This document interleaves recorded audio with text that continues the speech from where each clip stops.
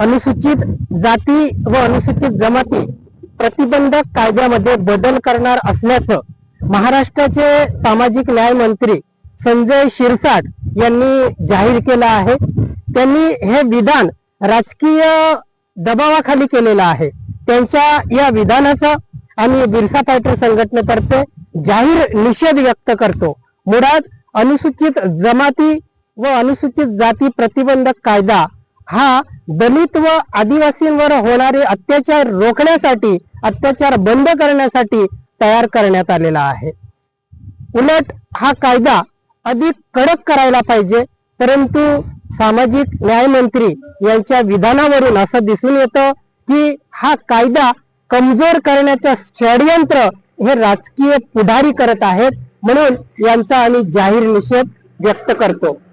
आजही महाराष्ट्रात विविध भागामध्ये दलित व आदिवासी बांधवांवरती तुच्छतेची वागणूक दिली जाते, सार्वजनिक ठिकाणी अपमानित केलं जातं।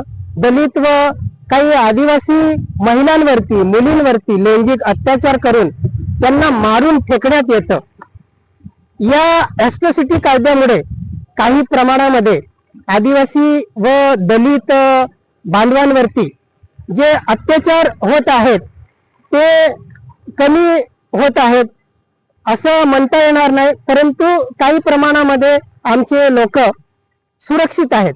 हा कायदा जर बंद करून टाकला तर दलित आदिवासी बांधवांना या देशामध्ये जगणंही मुश्किल होऊन जाईल। माझ्यासारखा सामाजिक कार्यकर्ता बिरसा फायटरचा राष्ट्रीय अध्यक्ष असून मला रात्री कोणताही गुन्हा नसताना पोलीस अटक करून घेऊन जातात, माझ्यावरती खोटा गुन्हा दाखल करतात। मला पोलीस कोठडीमध्ये अमानुषपणे मारहाण केली जाते, जातीवाचक अश्लील शिवीगाळ करून अमानुष अत्याचार केला जातो। माझ्यासारख्या पदाधिकाऱ्यांवरती जर अशा पद्धतीने खुलेआम अत्याचार होत असतील तर सर्वसामान्य दलित आदिवासी बांधवांचे हाल काय होत असतील याचा विचार सरकारने केला पाहिजे।